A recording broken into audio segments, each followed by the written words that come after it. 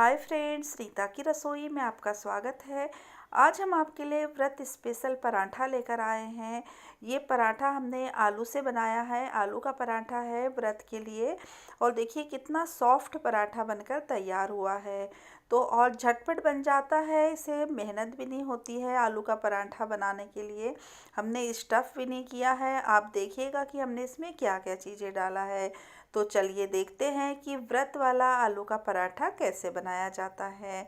तो इसके लिए हमने 4 आलू ले लिया है, उबाल के ले लिया है और इसका छिलका हटा दिया है। इसे हमें कद्दूकस करना है क्योंकि हमें पराठा बनाना है, तो इसके जो गुठलियाँ है नहीं आना चाहिए, नहीं तो पराठा अच्छे से नहीं बनेगा। तो आप इस तरह से कद्दूकस कर लीजिए।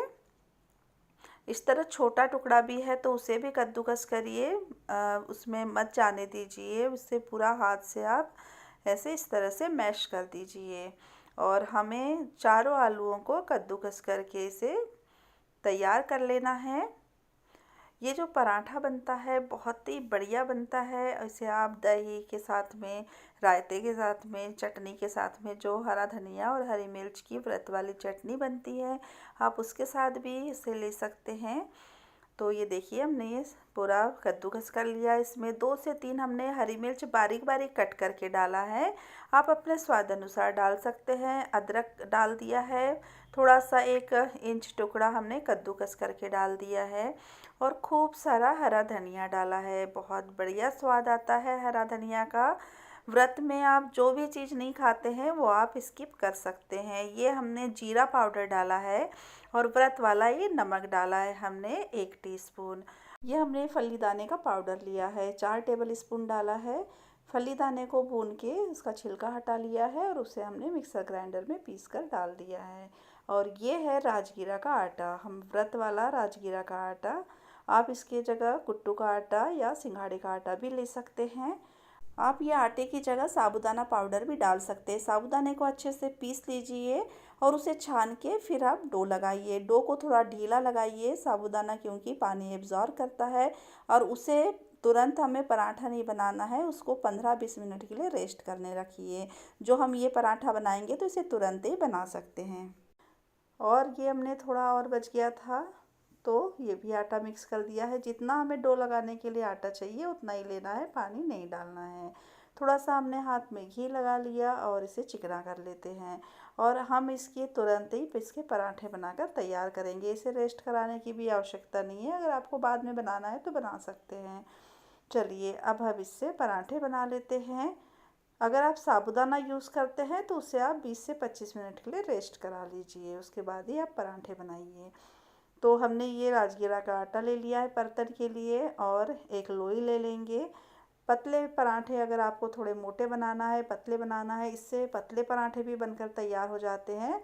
हम ज़्यादा मोटे पराठे नहीं बनाएंगे, पतले ही बनाएंगे। बस गोल गोल पराठे बना के तैयार कर लीजिए। इसमें हमने जो आलू है उसको कद्दूकस किया था, कद्दूकस करके ही आलू यूज़ करिए। अगर आप हाथ से मसलेंगे तो लम्स रह सकते हैं, गुठलियाँ रहेगी। अब देखिए इसे हमने ढक्कन से, गोल ढक्कन से इसे कट कर लिया है। तो बहुत बढ़िया एकदम सर्कल शेप में हो गया है पराठा। अगर आपसे आड़ा तिरछा पराठा बनता है तो इससे ढक्कन से काट लीजिए। इसी तरह हम दूसरा पराठा बना लेंगे। आप एक तरफ सेकते जाइए और बनाते जाइए पराठा, दोनों काम साथ में भी कर सकते हैं। अब चलिए इसे सेक लेते हैं। एक तवा ले लिया है और इस पे हमने पराठा डाल दिया। जिस तरह से दूसरे पराठे सेकते हैं बस उसी तरह से सेकना है। जब हल्के हल्के बबल्स आएंगे उसके बाद में हमें इसमें घी लगाना है।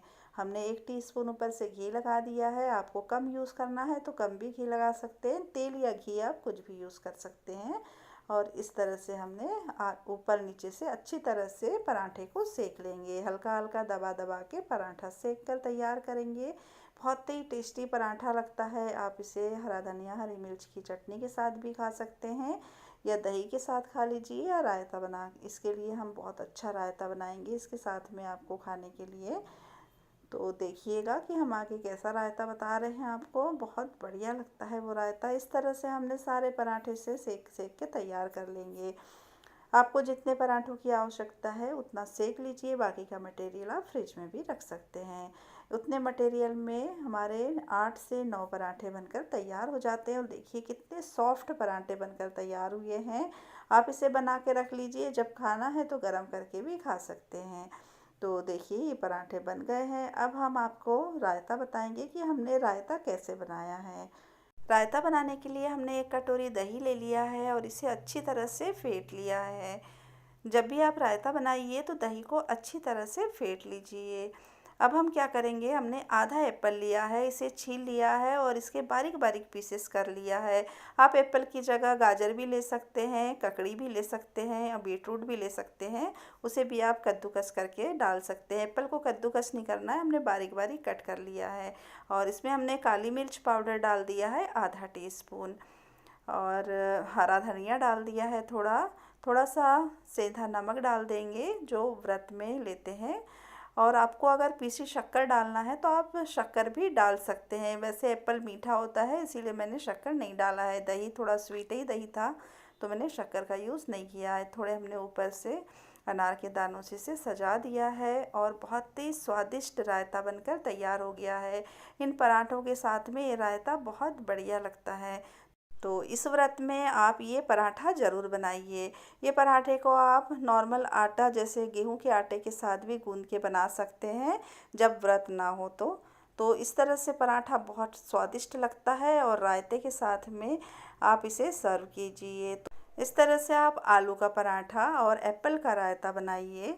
मेरे चैनल को ज़रूर सब्सक्राइब कीजिए, लाइक कीजिए, ज़्यादा से ज़्यादा शेयर कीजिए और मुझे कमेंट्स करके ज़रूर बताइएगा कि आपको ये वीडियो कैसा लगा। मिलते हैं नेक्स्ट वीडियो में, तब तक के लिए बाय बाय, धन्यवाद।